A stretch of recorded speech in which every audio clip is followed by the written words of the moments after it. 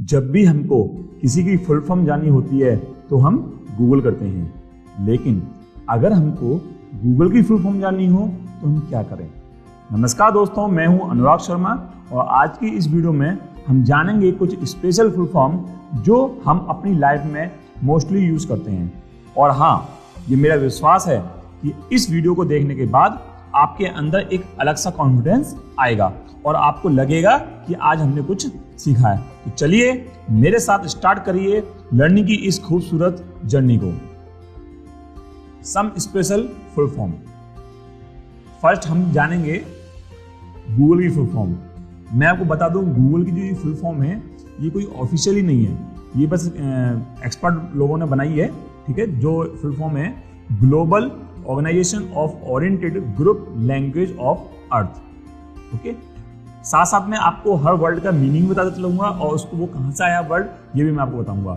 Actual में जो Google word है ये वर्ड आया है आपका गूगल वर्ड से। ठीक है, अब गूगल वर्ड क्या है, ये एक नंबर है। ठीक है, जिसकी जो न्यूमेरिक वैल्यू है वो है आपकी 10 की पावर 100। इट मीन्स 1 के आगे 100 जीरो। तो आई होप अब आपको समझ में आ गया होगा कि गूगल वर्ड आया कहां से। चलिए नेक्स्ट करते हैं। नेक्स्ट है USB। जैसा कि हम सभी जानते हैं कि आजकल हम जो भी लैपटॉप में डाटा ट्रांसफर करते हैं वो हम पेन ड्राइव से करते हैं, जो कि USB पेन ड्राइव कहलाती है।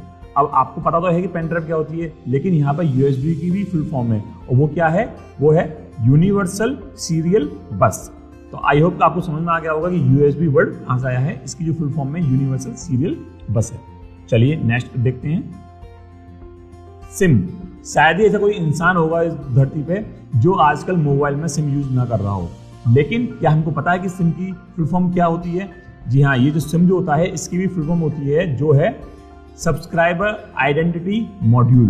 ओके, कहीं कहीं आपको कुछ और भी देखने को मिल सकता है, जैसा कि हम बोल सकते हैं इसको subscriber identification module. Next JPEG। आप सभी इससे वाकिफ हैं। जितने भी हम फोटोज इमेजेस जो होती हैं हमारी वो JPEG फॉर्म में होती हैं। ठीक है, नॉर्मली जो होती हैं। ओके, जैसा कि आप देख पा रहे हैं कि यहाँ अर्थ का एक फोटो है। ठीक है, ये JPEG फॉर्म में है। इसकी भी कैटेगरी होती है पिक्चर्स की, मैं अभी आपके आगे बताऊंगा आपको। तो फिलहाल हम बात करेंगे JPEG की। तो JPEG की जो फुल फॉर्म होती है वो होती है जॉइंट फोटोग्राफिक्स एक्सपर्ट ग्रुप। यहाँ इसकी जो फुल फॉर्म है वो जॉइंट फोटोग्राफिक एक्सपर्ट ग्रुप है। आई होप कि अब आपको आगे से याद रहेगा कि JPEG क्या होती है। इसी प्रकार से एक जो और इसकी इमेजेस होती है उसका जो फॉर्मेट होता है GIF। GIF कौन सी फॉर्मेट होती है मैं आपको दिखा देता हूँ सैंपल। देखिए, आप देख पा रहे हो यहाँ पे जो अर्थ है यहाँ पे वो राउंड ले रही है। ठीक है, आपको मूविंग दिखाई दे रही है, इसमें ग्राफिक्स दिखाई दे रहे हैं। तो ये GIF होती है। ओके, इसकी जो फुल फॉर्म होती है वो होती है ग्राफिक्स इंटरचेंज फॉर्मेट। तो ये GIF जो होती है, जो भी आपकी चलती हुई जो मूवीज आपने देखे होंगे फोटो जिनमें कुछ मूवमेंट होता है, वो आपकी GIF फॉर्मेट की होती है। तो अब आपको समझ में आ गया होगा JPEG और GIF में क्या डिफरेंस है। एक और मैं आपको दिखाता हूँ, मैं आपको फॉर्मेट। एक और फॉर्मेट होता है PNG। ओके, ये क्या होता है, जैसे कि आप देख पा रहे हो कि यहाँ पे मैंने एक फोटो इसमें इंसर्ट किया है, इसका आपको बैकग्राउंड नहीं दिखाई दे रहा होगा। ठीक है, तो ऐसी पिक्चर जिसमें बैकग्राउंड रिमूव हुआ होता है उसको बोलते हैं PNG। और इसकी जो फुल फॉर्म होती है वो होती है portable network graphics. Portable network graphics. ठीक है, तो ये आपको समझ में आ गया होगा कि PNG और जो GIF है और JPEG है ये सब पिक्चर्स के फॉर्मेट हैं और अलग अलग हैं। यहाँ मैंने आपको डिफरेंस बता दिया है। चलिए नेक्स्ट चलते हैं। MPEG। ये MPEG क्या होती है? एक्चुअली जो हमारी वीडियोज होती हैं MP4 और जो हमारी ऑडियो होती हैं MP3, उनको कंप्रेस करने के लिए ये एक ऑर्गेनाइजेशन होती है जिसकी फुल फॉर्म है moving picture expert group. Okay, बहुत ही इंपॉर्टेंट है, ये एग्जाम में भी आता है, कई गवर्नमेंट के कॉम्पिटिशन में भी आता है। ठीक है, तो आई होप कि अब आपको पता लग गई होगी MPEG की फुल फॉर्म क्या होती है। नेक्स्ट है PDF। आप सभी इससे वाकिफ हैं। PDF फॉर्मेट जो होता है, किसी भी वर्ड की फाइल हो या किसी की फाइल हो, एक्सेल की फाइल हो, उसको अगर आपको एक कंप्यूटर दूसरे कंप्यूटर में ले जाना है और आप चाहते हैं कि जो भी आपने एडिटिंग करी है, जो भी आपका अलाइनमेंट है वो चेंज ना हो, तो आप उसको पहले PDF में कन्वर्ट करते हैं।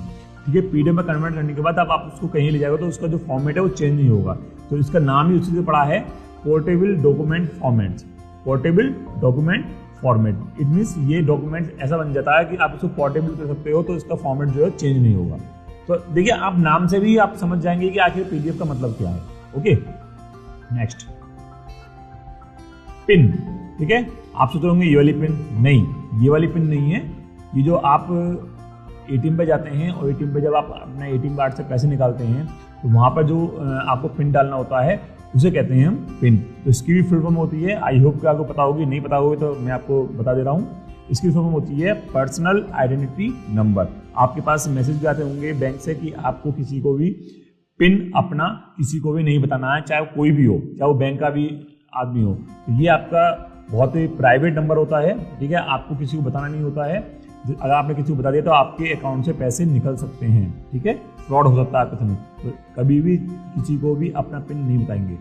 एक और उसकी फुल फॉर्म होती है, जैसे कि आपने देखा होगा कि जो आप किसी को एड्रेस मतलब लेटर भेजते हैं तो वहाँ पर आप पिन कोड भी लिखते हैं उस सिटी का, डिस्ट्रिक्ट का पिन कोड भी लिखते हैं, डिस्ट्रिक्ट है या कोई भी और भी कस्बा है। तो जो पिन नंबर होता है, ठीक है, जैसे कि बिलेंसा का 203001 है, तो इसका जो फुल फॉर्म होती है वो होती है पोस्टल इंडेक्स नंबर। ये यूनिक नंबर होता है सभी का अलग अलग। ओके, तो आई होप समझ में आ गया पिन की जो फुल फॉर्म है वो 2 होती है। नेक्स्ट करते हैं क्यूआर कोड। आजकल आप देख पा रहे हो कि लॉकडाउन में सबके सब जो पैसे जो मनी ट्रांसफर हो रही है वो आपके ऑनलाइन हो रही है, एक मोबाइल से दूसरे मोबाइल में। और जब भी आप किसी शॉप पर जाते हो, शॉपिंग करते हो, तो वहाँ पर आप पेटीएम करते हो, फोन पे करते हो, गूगल पे करते हो, तो वहाँ पर आप एक क्यूआर स्कैन करते हो, कोड जो है स्कैन करते हो। ठीक है, इस टाइप का वो क्यूआर कोड होता है।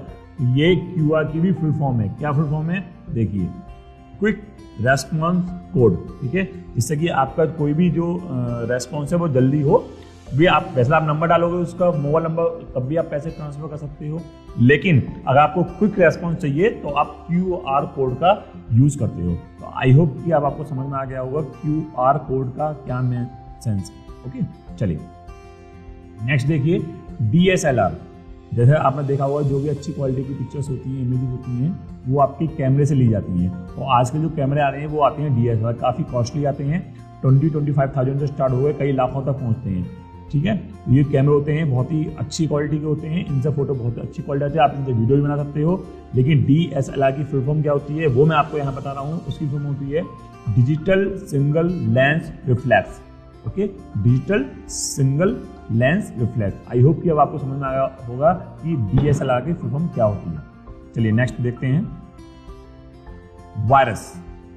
अब आप सोच रहे होंगे कोविड वाला वायरस, नहीं ये वाला वायरस नहीं, जो आपके कंप्यूटर में आ जाता है वो वाला वायरस, जो आपके कंप्यूटर को बीमार कर देता है, कंप्यूटर को डैमेज कर देता है, उसके अंदर जितनी फाइल्स होती हैं उनको रिमूव कर देता है।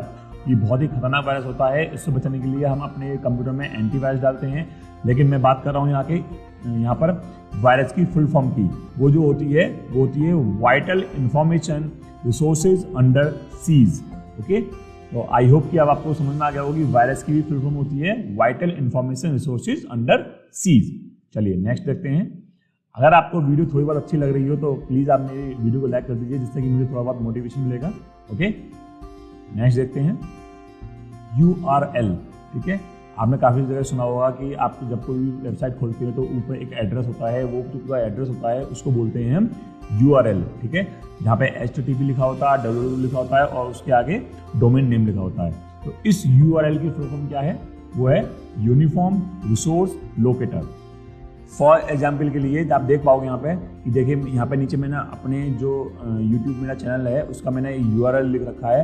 नेक्स्ट देखिए यहाँ पे देखो आपको 2 वर्ड दिख रहे हैं HTTP और www। इसकी भी फुल फॉर्म होती है, चलिए जान लेते हैं।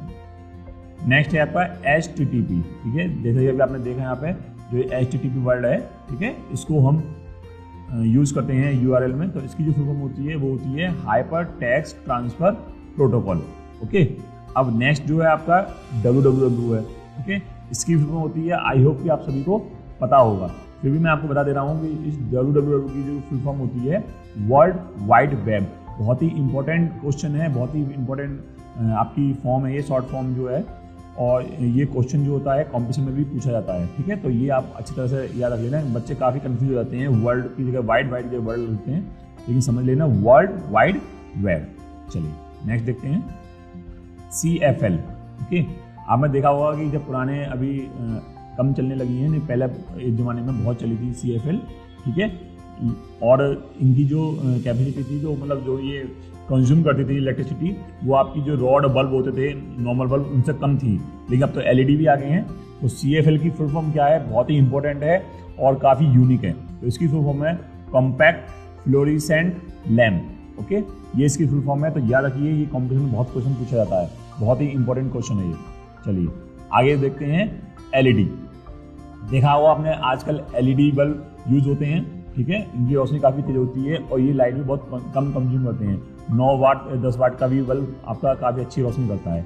इसकी फुल फॉर्म क्या है, ये भी बहुत यूनिक है और आप समझ लीजिए बहुत ही इंपॉर्टेंट है। तो इसको आप अच्छी तरह से याद कर सकते हैं।